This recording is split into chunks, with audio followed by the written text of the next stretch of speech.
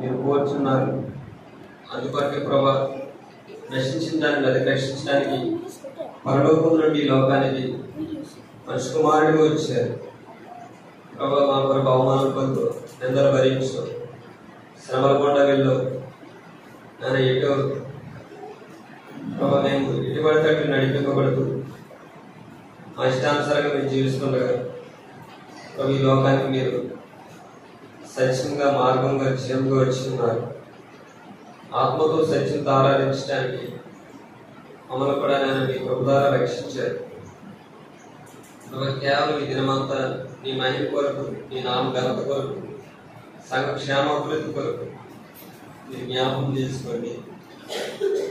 నన్ను బలపరచువాని అంటే నేను సమస్తం చేయగలను. మీరు ఆశించినట్టుగా సత్యానికి విరోధంగా నేను ఏమి చేయకుండా ఈ సత్యం నిమిత్తమే సంఘమంతటిని జ్ఞాపకం చేసుకోండి.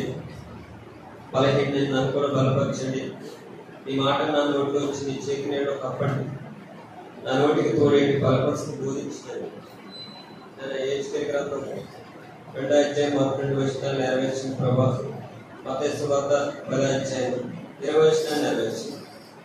పరిచర్య అంతటికి కూడా మీ ప్రభు కోరుకుంటూ మీ సహాయం కోరుకుంటూ ప్రభా మీ యొక్క కుమారుడైన యేసుక్రీస్తు రక్తంతో మమ్మల్ని కడిగి పవిత్రపరిచి అంగీకరించు. మీ యొక్క పరిచర్య అంతటికి సమాధానం ధరించింది. ఎవరున్నా ఎటువంటి పరిస్థితులు వచ్చినప్పటికీ కూడా మరి మీరు ఆదరించండి, బలపరచండి, స్వస్థపరచండి, సహాయం చేయండి. ఇంకెవరైతే అనారోగ్యాలతో రాని వారు ఉన్నారో వారిని కూడా కనికరించండి, స్వస్థపరచండి. ప్రభు మాకు ఇచ్చిన ఈ సమయాన్ని బట్టి కృతజ్ఞతలు.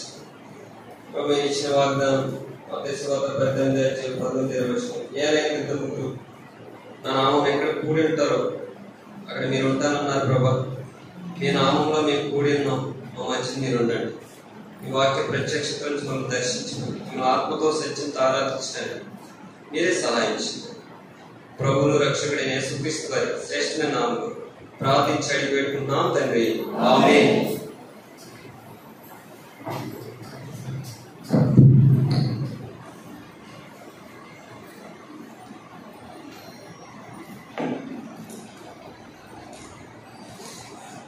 పరిశుద్ధ గ్రంథంలో నుంచి కీర్తన గ్రంథం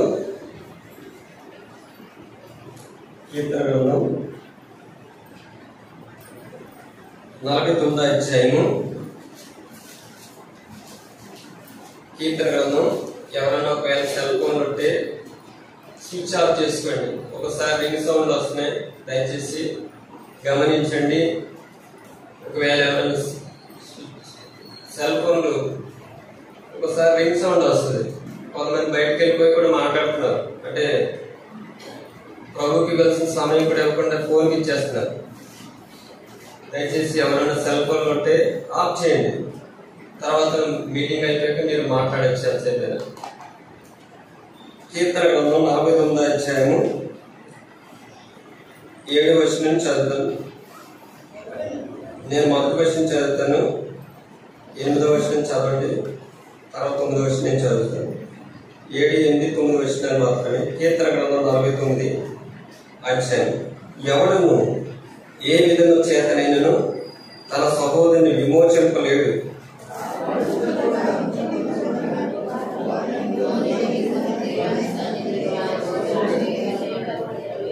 వారి ప్రాణ విమోచన ధనము బహు గొప్పది, అది అన్నిటికీ తీరక అట్లుండవలసిందే.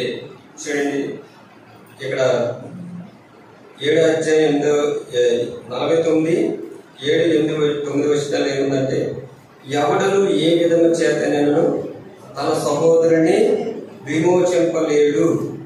వాడు కుళ్ళు చూడక నిత్యము బ్రతుకున్నట్లు వారి నిమిత్తం దేవుని సన్నిధిని ప్రాయశ్చిత్తం చేయగలవాడెవడును లేడు. ఎందుకు లేడంటే అక్కడ కింద ఒక మాట, వారి ప్రాణ విమోచన ధనము బహు గొప్పదంట. ఎవరు లేరంట. ఎవడును ఏ విధము చేతనైనను తన సహోదరుని విమోచింపలేడు. విమోచన లేదు. వాడు కుళ్ళు చూడక నిత్యము బ్రతుకున్నట్లు వారి నిమిత్తము దేవుని సన్నిధిని ప్రాయశ్చిత్తం చేయగలవాడు లేడు. ఎవరు లేరు, విమోచించేవారు లేరు, ప్రాయశ్చిత్తం చేసేవారు కూడా లేరు. ఎందుకంటే వారి ప్రాణ విమోచన ధనము బహు గొప్పది. అది అందుకే కీర్తనాకారుడు చూడండి 32 అధ్యాయము ఏంటి దేనికి ప్రాయశ్చిత్తం చేయబడాలి. కీర్తన గ్రంథం 32 అధ్యాయము చదవండి. తన అతిక్రమములకు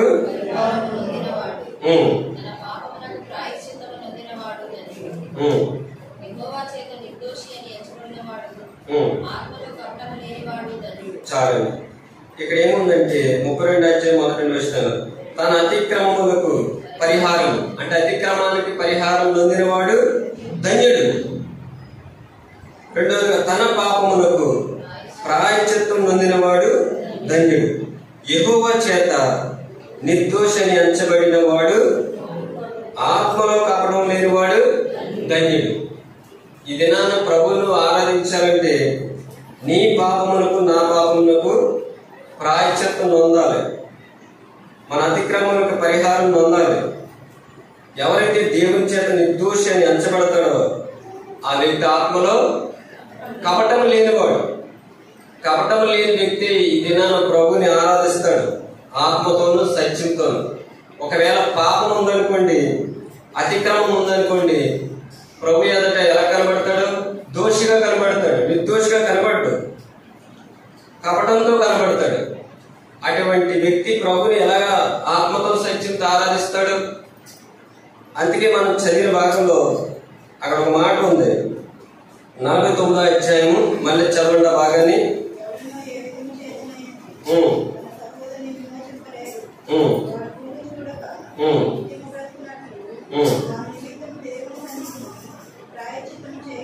చాలండి. దేనికి ప్రాయశ్చిత్తం చేయబడాలి? పాపములకు ప్రాయశ్చిత్తం చేయబడాలి. దేనికండి? మనంతా చదువు 32 అధ్యాయంలో అక్కడ ఉంది కదా, తన అతిక్రమములకు పరిహారం నొందినవాడు తన పాపములకు. ఏ పాపానికి ఏం పొందాలండి? ప్రాయశ్చిత్తం. చాలా మంది మీరు అంటూ ఉంటారు, పిల్లలు అలా చేసినాడు నీకు అలాగే జరగాలంటారు. ఏదైనా శిక్షింపబడినప్పుడు, కొట్టినప్పుడు, తిట్టినాడు ఏమంటారంటే నువ్వు చేసిన పనికి అది అలాగే జరగదు, నీ ప్రాయశ్చిత్తం జరగాలంటారు. అయితే నీ నా పాపాల కొరకు కూడా ఏం కలగాలండి? ప్రాయశ్చిత్తం జరగాలి. అందుకే ప్రాయశ్చిత్తం ఏంటంటే చూడండి, లేవీకాండం 6వ అధ్యాయం ప్రాయశ్చిత్తం కొరకు. లేవీకాండం 6వ అధ్యాయం 1వ వచనం కానీ చదవండి.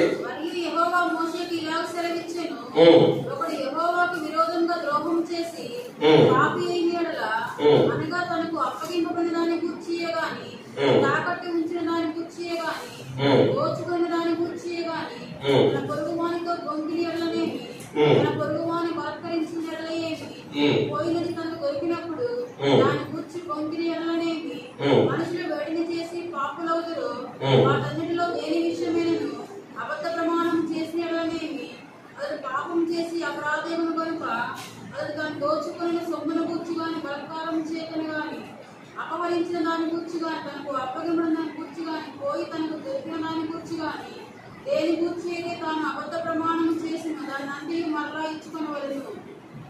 ఆ మూలధనం ఇచ్చుకొని దానిలో 5వ వంతును తన అపరాధ పనిగా సొంత దానికి ఇచ్చుకున్నాను. అతడు యెహోవాకు తన అపరాధ విషయంలో నువ్వు ఏర్పరచుకుని వెనక మందలో నుండి నిర్దోషమైన పొట్టేలును యాజకుని వద్దకు తీసుకున్నాడు. ఆ యాజకుడు యెహోవా సన్నిధిని నిమిత్తం ప్రాయశ్చిత్తం చేయగా అతడు అపరాధి ఉన్నట్టు తాను చేసిన వాటన్నింటిలో ప్రతి దాని విషయంలో అతనికి ఏం కలుగుతుందండి? క్షమాపణ కలుగుతుంది. అంటే మన పాపానికి ప్రాయశ్చిత్తం చేస్తే ఆ ప్రాయశ్చిత్తం చేయబడిన దానికి ఏముంది? మనకి క్షమాపణ. మరి ఆనాడు మోషేకి దేవుడు సెలవిచ్చాడు, మరియు యెహోవా మోషేకి లాగా సెలవిచ్చాడు. ఒకడు యెహోవాకు విరోధంగా ద్రోహం చేసి ఏం చేసండి? ద్రోహం చేసి పాపి అయినాడు. అనగా తనకు అప్పగించిన దాని గురించే గాని, తాకట్టు ఉంచిన దాని గురించే గాని, దోసుకున్న దాని గురించే గాని, తన పొరుగు వారితో బొంకినేడనేమి, తన పొరుగుని బలత్కరించిన ఎడలనేమి, పోయినది తనకు దొరికినప్పుడు దాని గురించి బొంకిన ఎడలేమి, మనుషులు వేటిని చేసి పాపులవుదురు. చూసారండి, మనుషులు వేటిని చేసి పాపులవుదురు. మరి వాటన్నిటిలో దేని విషయమైన అబద్ధ ప్రమాణం చేసిన ఎడలేమి అతడు ఏం చేశాడండి? పాపం చేసి ఏమైపోయాడు? అపరాధి అయిపోయాడు. ఈ అపరాధి పాపం చేసిన వ్యక్తి నిమిత్తమే అక్కడ ఏమి తీసుకురావాలండి? నిర్దోషమైన పొట్టేలు. తన పాపం నిమిత్తమే ఆ పొట్టేలు ఏం చేయబడుతుందంటే ప్రాయశ్చిత్తం చేయబడుతుంది. ఎప్పుడైతే ఆ వ్యక్తి నిమిత్తం ప్రాయశ్చిత్తం చేయబడ్డదో ఆ వ్యక్తికి ఏం కలిగిందండి? క్షమాపణ కలిగింది. మరి మన విషయం చెప్పండి, మనం కూడా ఏం చేసామండి? చెప్పండి. చూడండి, కొన్ని విషయాలు దేవుని వాక్యం ద్వారా తెలుసుకున్నాం. ద్వితీయోపదేశ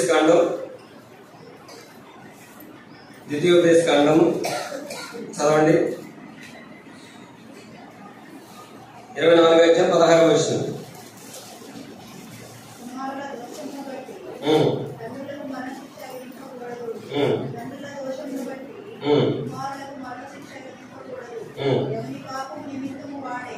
ఎవరి పాపం నిమిత్తం వాడే, చాలండి, ఎవరి పాపం నిమిత్తం వాడే.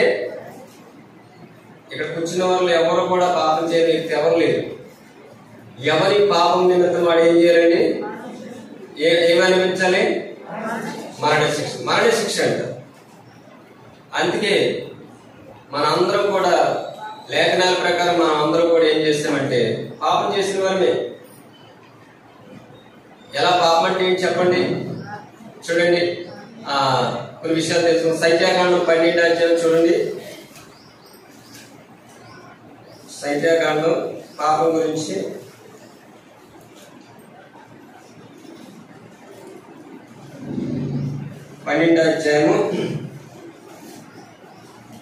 ఇక్కడ ఒక మాట ఉంటది. 8వ వచనం చదవండి. సంఖ్యాకాండం 12 నేను గూఢభావంతో కాదు దర్శనమిచ్చి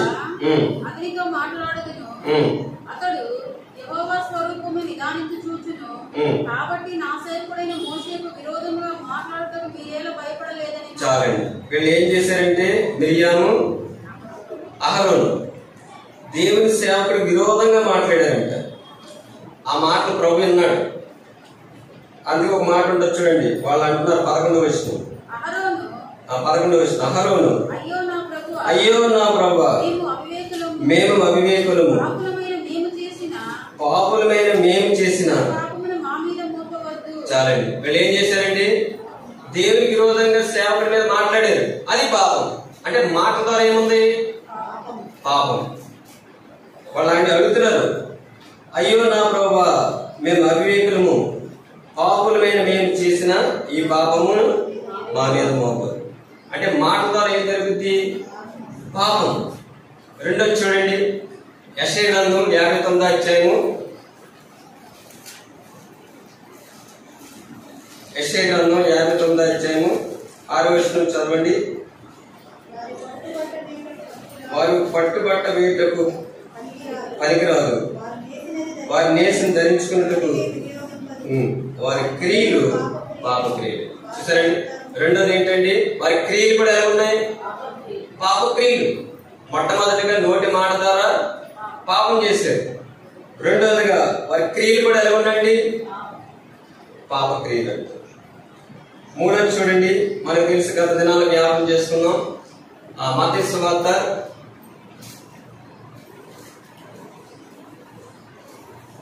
5వ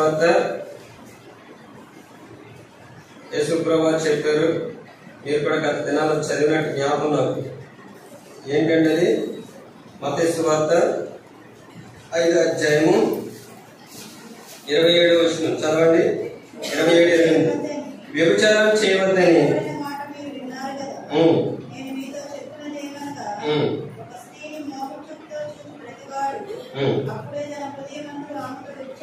చాలండి. రెండోది చూపు పాపం, మాట పాపం.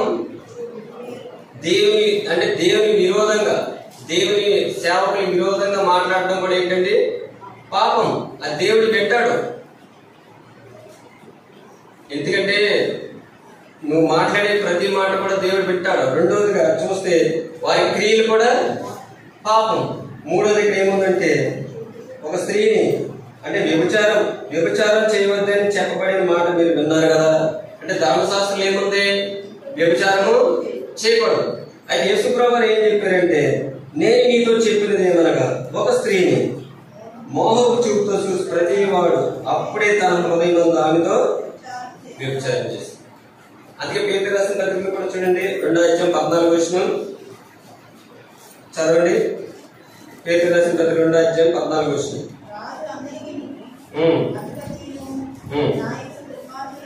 ఎంతక్క 2వ పత్రిక కదా. వ్యభిచారాన్ని చూసి ఆశించు. ఏ కన్నులండి?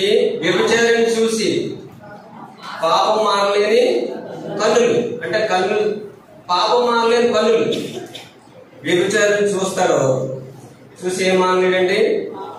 పాపం మానలేడు.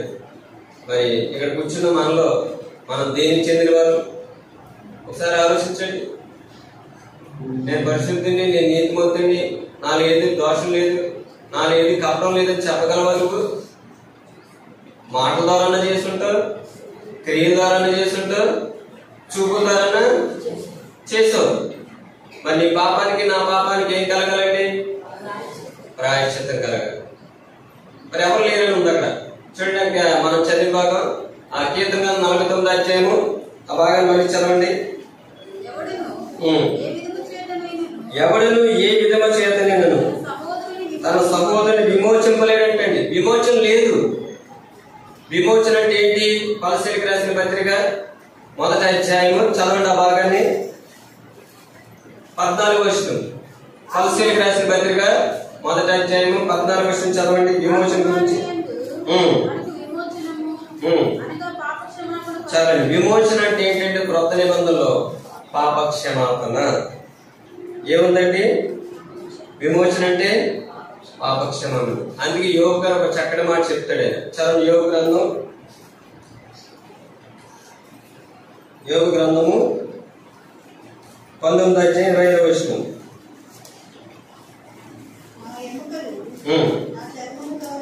ఎంతక? అయితే నా విమోచకుడు సజీవుడనియు. చాలు. యోబు గారు ఏం చెప్తున్నాడండి? నా విమోచకుడు సజీవుడు. అంటే మనకు విమోచకుడు కావాలి. నేను చేసిన పాపం నిమిత్తకే మనం విమోచించడానికి ఎవరు రావాలండి? విమోచకుడు రావాలి. ఈ భూమి మీద ఎవరు లేదు. ఎందుకంటే తిమోతికి రాసిన 1వ పత్రిక 1వ అధ్యాయం 15వ లోకంలో ఎవరున్నారండి? లోకంలో ఆ ధనవంతుడైనా, దరిద్రుడైనా, సామంతుడైనా ఎవరైనప్పటికీ కూడా లోకంలో ఉన్న వారందరూ ఎవరండి? పాపులు. రామ 3:23 ఏముందండి? ఏ భేదం లేదు. భేదం లేదు. కుల భేదం లేదు, రంగు భేదం లేదు, భాష భేదం లేదు, ఉద్యోగం అని లేదు. ఉద్యోగం లేకపోయినా ఏది లేకపోయినా కానీ ఏం చేస్తాడు ఆ వ్యక్తి? పాపం చేస్తాడు. పాపం చేసిన వ్యక్తికి ఏం కావాలండి? విమోచన కావాలి. విమోచకుడు. అందుకే యోబు గారు ఏమంటారంటే నా విమోచకుడు ఎటువంటి వాడండి? సజీవుడై ఉండాలి. సజీవుడు అంటే చెప్పాలి. ఇందాక చదువు. పాపం వల్ల వచ్చే జీతం అంటే పాపం లేనివాడే ఉండాలి, సజీవుడై ఉండాలి. ఆ సజీవుడే మనల్ని ఏం చేస్తాడంటే విమోచిస్తాడు. చూడండి ప్రసంగి గ్రంథంలో కూడా ఒక మాట ఉంటది. 7వ అధ్యాయం 20వ.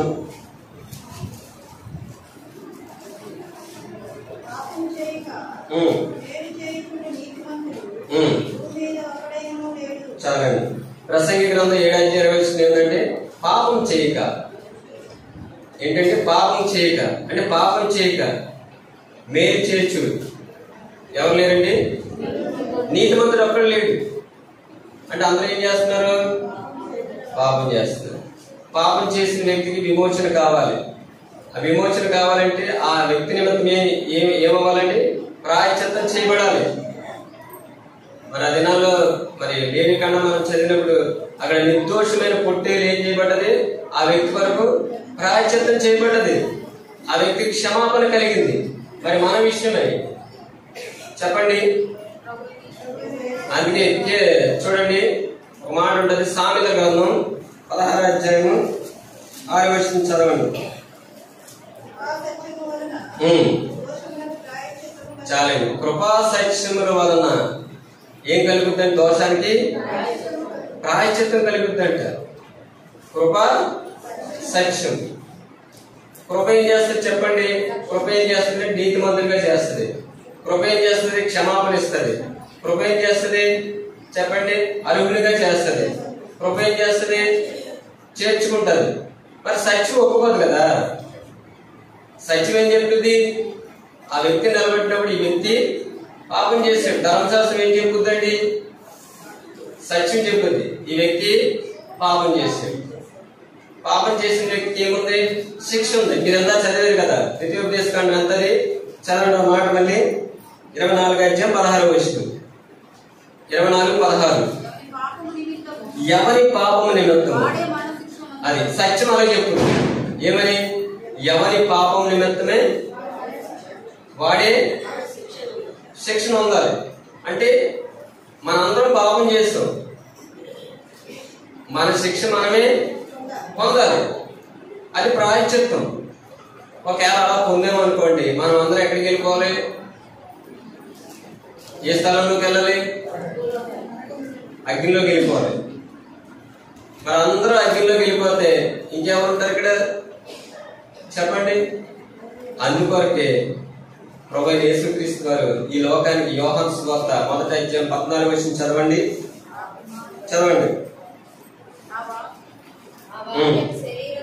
ఆ వాక్యం శరీరధారి అయి కృపా సత్య సంపూర్ణుడిగా మన మధ్య నివసించాడండి. ఆయన ఎలా నివసించాడండి? కృపా సత్యం వల్ల ఏం కలుగుతుంది? దోషానికి ప్రాయశ్చిత్తం కలుగుతుంది. ఆ ప్రాయశ్చిత్తం కలుగుతుంది కాబట్టి ఆయన ఈ లోకానికి కృపా సత్య సంపూర్ణుడిగా మన మధ్య నివసించాడు. అందుకే కీర్తన గ్రంథం 85వ అధ్యాయం ఒక మాట ఉంటుంది చూడండి. కీర్తన గ్రంథం 85వ అధ్యాయము. చాలండి. ఇక్కడ ఏంటంటే కృపా సత్యములు కలిసిపోయి, కృపా సత్యం రెండు కూడా ఏమైపోయినాయి? కలిసిపోయినాయి. కృపా సత్యం వేరువేరుగా ఉంటుంది. సత్యం అంటే శిక్షించాలని చెప్పుద్ది, కృప ఏం చేస్తుంది? రక్షిస్తుంది. మరి రెండు కూడా ఏమైపోయినాయి? కృపా సత్యములు కలిసిపోయినట్టు. చదవండి 86వ అధ్యాయం 15వ వచనం కూడా చదవండి.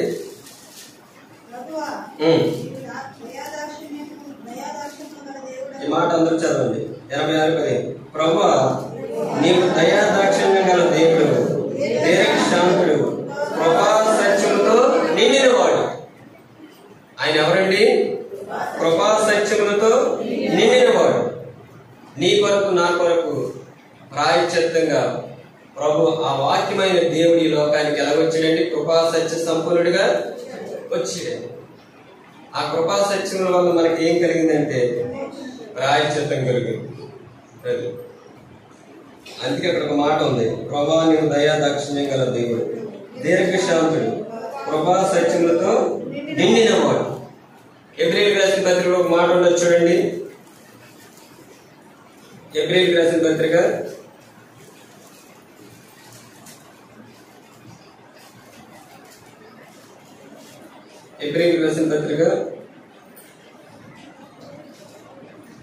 9వ అధ్యాయము 22వ వచనం. మరియు ధర్మశాస్త్ర ప్రకారము సమస్త వస్తువులను రక్తం చేత శుద్ధి చేయబడినవి, రక్తం చిందింపకుండా. సరే, రక్తం చిందింపకుండా ఏం లేదు? పాపక్షమాపణ. ప్రభు ఈ లోకానికి రక్తం చిందించడానికి ఈ లోకానికి వచ్చాడు. 10వ అధ్యాయం చదవండి. 10వ అధ్యాయంలో ఒక మాట ఉంటుంది, 4వ వచనం. ఏలయనగా ఎడ్ల యొక్కయు మేకల యొక్కయు రక్తము. చాలండి. ఎడ్లు మేకలు రక్తము పాపం తీసుకెళ్ళట అసాధ్యం. అందుకే యేసుప్రభువు ఈ లోకానికి శరీరధారికి వచ్చాడు. నా పాపాలు తీసివేయడానికి ఆయన లోకానికి శరీరధారికి వచ్చాడు. ఎడ్ల ద్వారా ఒకవేళ మేకల ద్వారా ఆ రక్తము మన పాపాలు తీసివేస్తే ప్రభు రావకల్లా. అందుకే మనం 49వ కీర్తన ఏం చదవండి, ఎవడును ఏ విధము చేత అంటే ఏ విధము చేత నేను నీకు విమోచన లేదు. దేవుని సన్నిధిని ప్రాయశ్చిత్తం చేయగలవాడు కూడా లేదు. అందుకే యేసుప్రభువు ఈ లోకానికి మన పాపాల కొరకు ఆయన ప్రాయశ్చిత్తం చేయడానికి లోకానికి వచ్చాడు. అందుకే ఒక చోట చూడండి, మత్తయి సువార్తలో ఒక మాట ఉంటది. మత్తయి సువార్త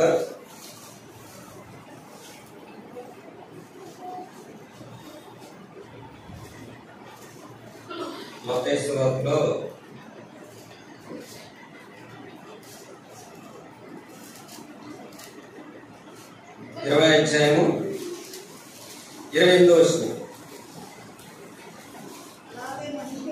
అలాగే మనుష్య కుమారుడు పరిచారం చేయించుకుంటూ రాలేదు కానీ పరిచారం చేయుటకును అనేకులకు ప్రతిగా విమోచన క్రయధనంగా తన ప్రాణాన్ని ఇవ్వడానికి ఆయన వచ్చాడు. ఎందుకు వచ్చాడని ప్రభు ఏదో మతం మార్చాలని కులం మార్చాలని రాలా. నీ యొక్క పాపము నిమిత్తమై ప్రాయశ్చిత్తం చేయబడడానికి ప్రభు ఈ లోకానికి వచ్చాడు. నీ కొరకు విమోచన క్రయధనముగా.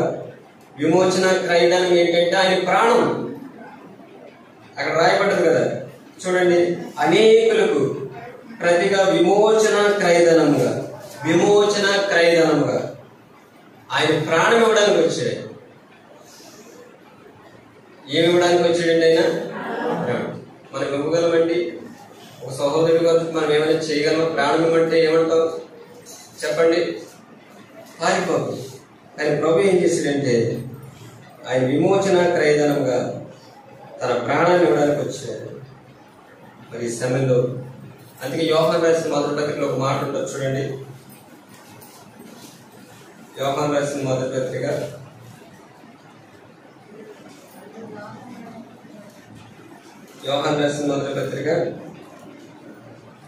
4వ అధ్యాయము 10వ వచనం. మనము దేవుని ప్రేమించడమని కాదు, తానే మనం ప్రేమించి మన పాపములకు ప్రాయశ్చిత్తమైనకు తన కుమారుణ్ణి పంపాడు. చూసారండి, ప్రభు ఎందుకు వచ్చాడు? మన పాపాల కొరకు ప్రాయశ్చిత్తమై ఉండటానికి ప్రభు ఈ లోకానికి వచ్చాడు. ఆయన ప్రాణం మన కొరకు విమోచన క్రయధనంగా పెట్టాడు. మరి ఇక్కడ కూర్చున్న నీకు ఇంకా పాపిగా జీవిస్తున్నావా? పాపంలోనే జీవిస్తున్నావా? పాపం చేస్తూ జీవిస్తున్నావా? అయితే నా పాపాల కొరకు యేసుప్రభు వారు ప్రాయశ్చిత్తం చేయబడ్డాడు. ఇంకా పాపంతో కొనసాగితే పరిశుద్ధ గ్రంథంలో ఒక మాట ఉంది, మీ జీవము ఏ పాటి. మీరు కొంతసేపు కనబడి అంతలో మాయమై ఆవిరి గడ్డి మట్టి వంటి వాడు. నువ్వు ధనవంతుడు కావచ్చు, విద్యావంతుడు కావచ్చు, ఉద్యోగస్తుడు కావచ్చు, కానీ నీ అతిక్రమం నిమిత్తమే పరిహారం నొందకుండా, నీ పాపానికి ప్రాయశ్చిత్తం నొందకుండా, నువ్వు ధన్యుడిగా చేయకుండా ఈ లోకాన్ని విడిచిపెట్టావనుకోండి, ఎక్కడికి తీసుకెళ్తుంది నీ పాపం?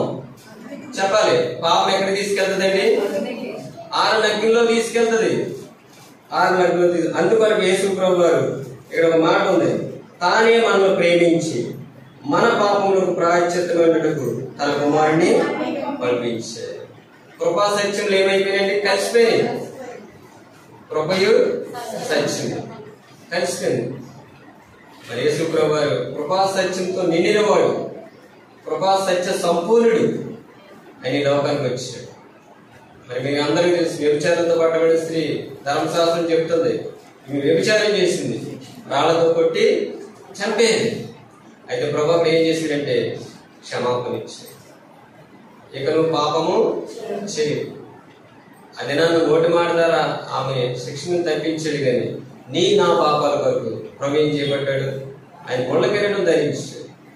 ముఖం మీద ఏం వేశారండి? ఉమ్మేశారంటే ఒక వ్యక్తి మీద ఎంత అవమానం ఉంటుంది ఒకసారి ఆలోచించండి. ఏదైనా చిన్న మాట అంటేనే చాలా మంది ఏం చేస్తారు, దాన్ని ఎలాగంటాడా అది పదే పదే పదే జ్ఞాపకం చేసుకుని మళ్ళీ తిరిగి అంటారే కానీ వాళ్ళకి సమాధానం దొరకదు. కానీ యేసుప్రభు వారి ముఖం మీద ఉమ్మేస్తారు. చెంపల మీద కొట్టారు, తల మీద ఉండకిరీటం ధరింపజేశారు, అవమానపరిచారు, నిందించారు, దూషించారు. వీడు అన్నారు.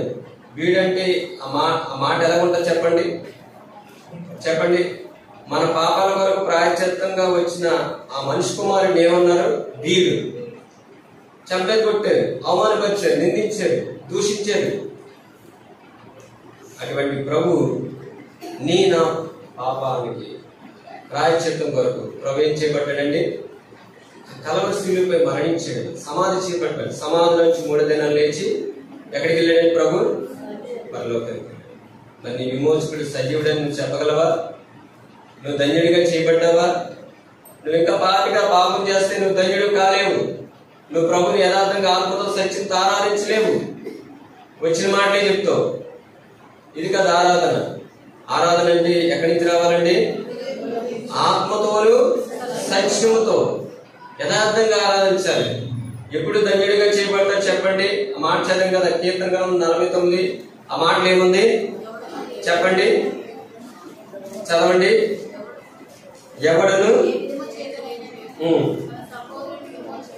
ఎవడును అంటే నిన్ను నన్ను పెట్టుకోవాలి.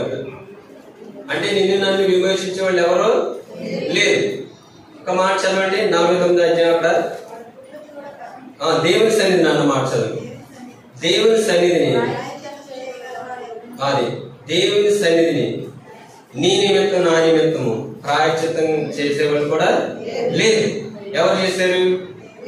దేవుని కుమారుడు ఈ లోకానికి వచ్చి నీ కొరకు నా కొరకు ప్రాయశ్చిత్తం చేయబడ్డాడు. అందుకే ఒక మాట ఉండదు. పేతురు రాసిన మొదటి పత్రికలో చూడండి. పేతురు రాసిన మొదటి పత్రిక, పేతురు రాసిన మొదటి పత్రిక 1వ అధ్యాయము 19వ వచనం 18వ వచనం చదవండి. 18. పితృపారంపర్యమైన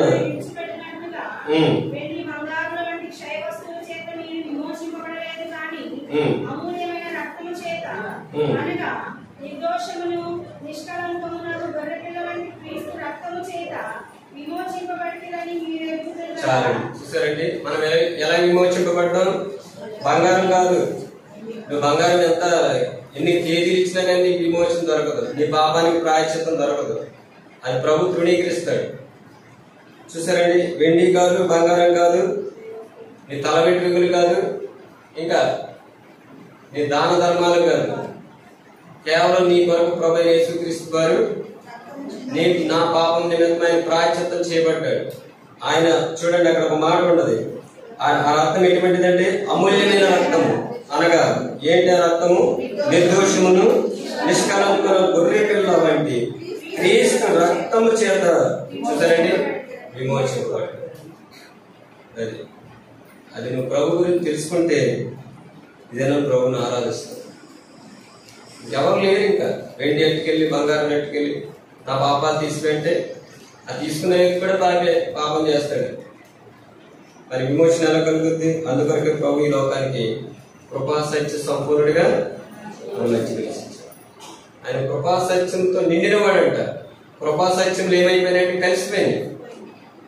నీ కొరకు నా కొరకు ప్రభు. చూడండి ఒకసారి ప్రభు ఎంత ప్రేమించాడు, నేను ప్రభు ఎంత ప్రేమించాడు చెప్పండి. మళ్ళీ చెప్తున్నా, మనుషులు అన్ని ఉంటే ప్రేమిస్తారు. వెండి బంగారాలు, కార్లు, బిల్డింగ్లు, ఉద్యోగాలు అన్నీ ఉన్నాయనుకోండి, వాటిని బట్టి నేను ప్రేమిస్తున్నారు కానీ నిన్నుగా ప్రేమించడు.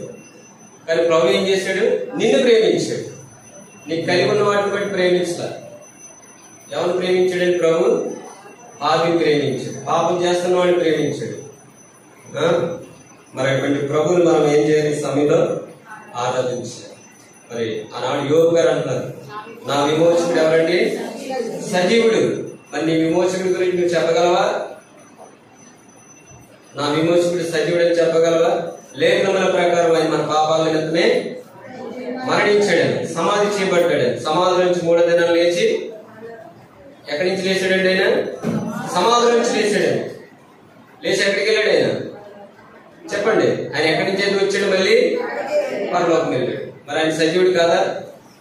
ఈ సమయంలో ఆ సజీవుడు కలిగి ఉన్నందుకు, నిన్ను ధన్యుడిగా చేసినందుకు, నీ అతిక్రమములకు పరిహారం ఇచ్చినందుకు, నీ పాపము నిమిత్తం నేను ప్రాయశ్చిత్తం చేసినందుకు తండ్రిని మనం ఏం చేయాలండి? ఈ సమయంలో ఆత్మతోనూ సత్యంతారు. అది ఎవరి ద్వారా చేయాలంటే ప్రభు అయిన యేసుక్రీస్తు ద్వారా చేయాలి.